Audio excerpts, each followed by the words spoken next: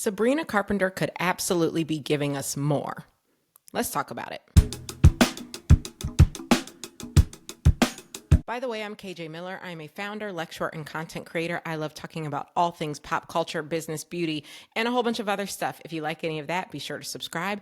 Now let's get into it. The reason I want to talk about Sabrina Carpenter is because I made a video on TikTok after her album came out. It was, short, quick little video basically saying I was underwhelmed and a little disappointed by her album. But I also said I had only listened to it one time and, I would listen to it again. I have now listened to it more than once. Some of the songs I've listened to 3 or 4 times. I would say every song has now made it through my ears at least twice, and multiple have made it through them 3 or 4 times. And I feel the same way, but I would like to expound a little bit more on why I feel the same way. I'd also like to talk a little bit about her performances. We just saw her performance at the VMAs, and frankly, I feel like she could and should be doing more from a performance standpoint as well. And if there's time at the end, I'll talk about her personality and sort of more of the personality we've seen. But let's start with the album because that's where this all kicked off. Man's Best Friend dropped a few weeks ago. I think it's been getting mixed reviews as far as I can tell. Let's see what Pitchfork gave it. All right, Pitchfork gave it a 7.9. That's pretty good for Pitchfork. My recollection of what they gave Tortured Poets Department was like a 6.6 or something like that. Let's see who else has rated it. Rolling Stone gave it 4 out of 5 stars and said her great 7th album delivers a thoroughly modern tour of dating set to a 70s pastiche sound. And the title is Sabrina Carpenter Turns Heartbreak into Giggly Gold on Man's Best Friend. All right, so I would say that's very positive. Pitchfork, I think, is pretty positive. The reviews I have seen online, both from her self-proclaimed fans and from people who just are sort of like sideline peripheral fans like me, have been pretty mixed. I've seen people say they love it. I've seen people say, I didn't like it at first, but after a few listens, it really grew on me. Now it's like one of my favorites. I've seen people say it's disappointing. I've seen people call it god-awful. Seen a lot of reviews. Let me give you my take. I spent most of the album, song after song after song, thinking to myself, is this a bit? Is this a comedy album? Is she joking with me? Is she being serious here? Like what is this? I think I spent most of my time listening to the album feeling confused because it did feel like a bit. The number one reason it felt like a bit to me is that damn country twang that she insisted on using for the majority of the songs. I will just say, just very plainly, I don't like that. She is not from the country. Where is she from? Quakertown, Pennsylvania. I just checked. She is from Quakertown, Pennsylvania. Okay. Definitely not the South. All right. And we just wrapped the Cowboy Carter era. Anybody who has seen my channel knows I believe that album is a masterpiece. Beyonce, who is from the South, okay, who is from Texas, did not give us overdone country twang for the whole album because she knows she doesn't need to do that because it was a serious project. She was making serious music that mattered and that stood for something. And so Sabrina's choice to give me this country twang the whole time immediately made it feel like a bit because, girl, I know you're not from there. You're not from the South. So when she did it on Slim Pickens on Short and Sweet, I was like, oh, this is a bit. And that made it feel fun because it was novel, because it was 1 song of 10. When it's 9 songs of 12, now I'm like, is this musical theater? Are you playing a role? And I have seen many, many people say, it's not that deep. It's not that serious. She just wanted to give us some fun bops. Not everything has to be serious. Okay. I'll give you that. Not everything has to be serious. And so if what you were looking for was a deeply unserious country twang album, she delivered on that. And I'm very happy for you because it gave you what you wanted. When I am listening to an album, I want to feel things.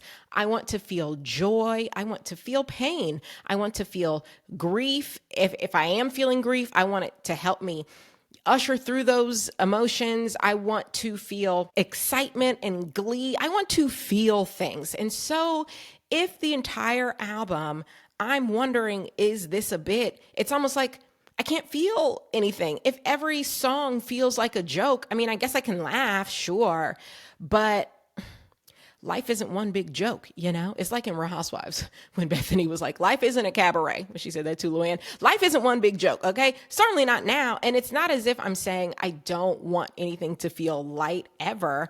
I'm good with light, but even the light stuff I feel like has to come from somewhere. And I guess that's the other thing that's tough for me. This album, I don't feel like I learned anything about Sabrina Carpenter.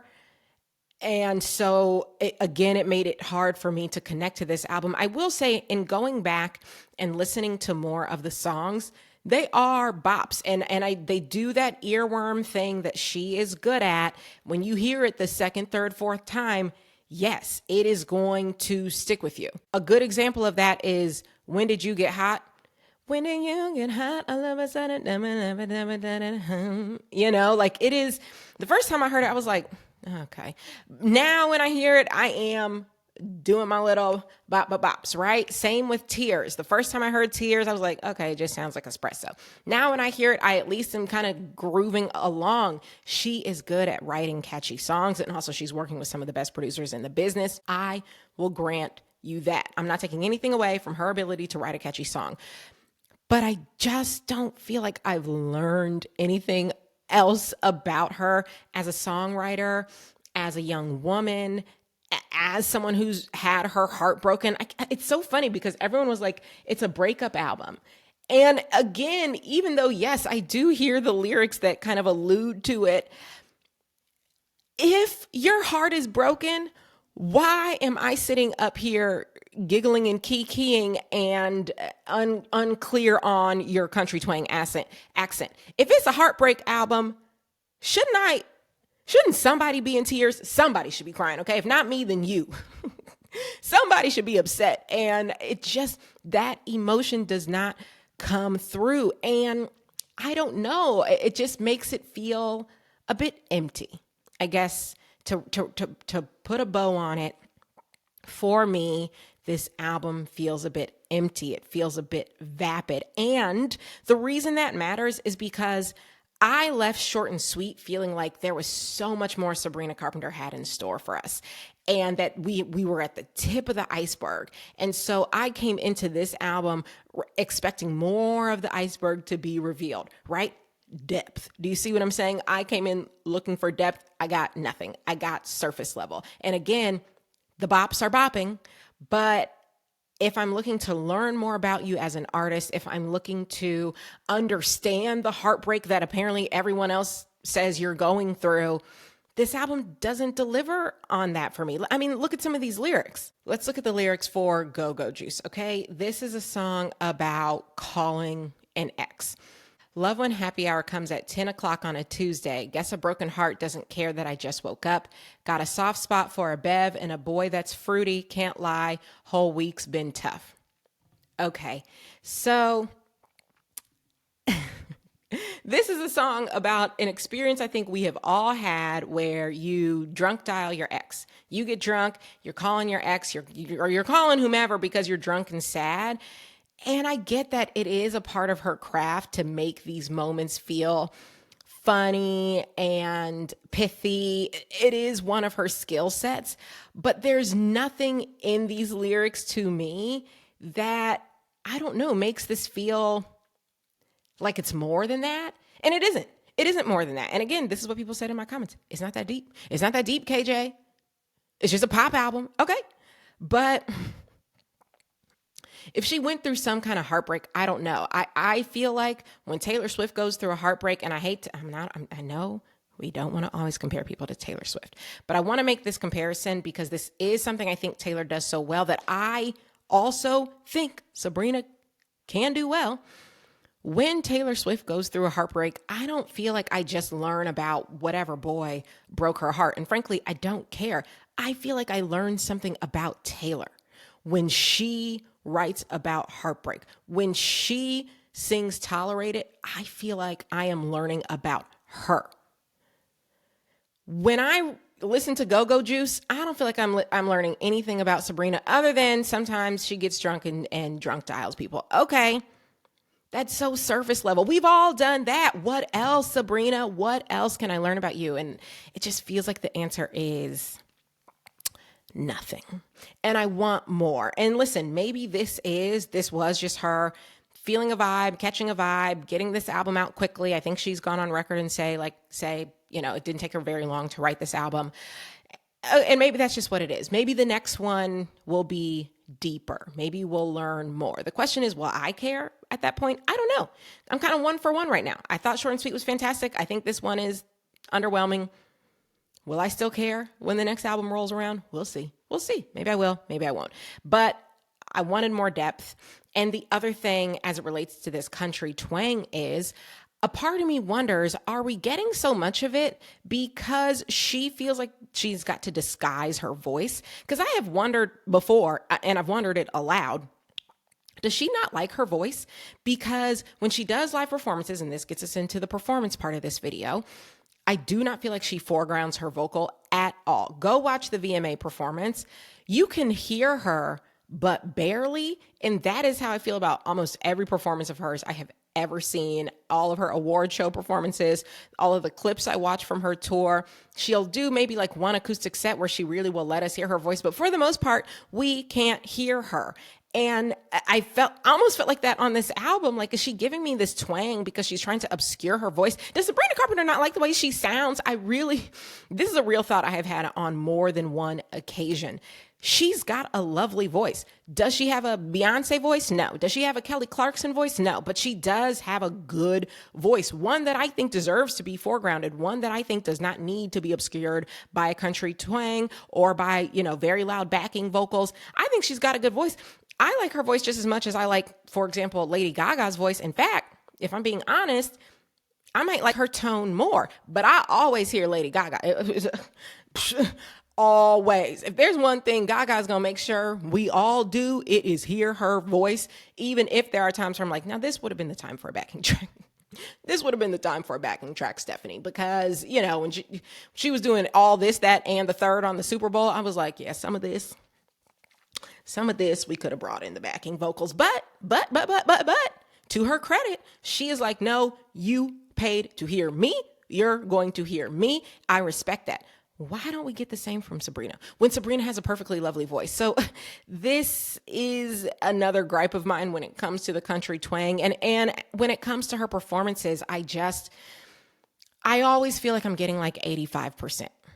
It almost feels like, for my theater nerds who might be watching this, you know how when you would do a run and your director would say, let's mark it? That's how it feels. Or sometimes the director in my high school, my college would literally say, today's 80%, right? Because she knew it's tech week. We got to do it over and over and over. She didn't want us tiring out, blah, blah, blah. Same thing in show choir. Yes, I was in show choir. We would have rehearsals where we were told, this is a full out rehearsal or this is a 80% rehearsal, right? Like, she's giving me 80% rehearsal. It just feels like if someone told her, okay, this time do it 100%, that maybe we'd get more. We'd get harder dance moves, just more of an oomph in her step, and we'd get stronger vocals. And by stronger, I literally just mean louder. I want to hear you sing. I want to see you when you walk from the left side of the stage to the right side of the stage. I want to see you really put your back into it, put your chest into it. Beyonce hasn't been out here giving you girls master classes for the last 20 years for you to do, a limp little across the stage. Not limp. She's giving us more than some girls.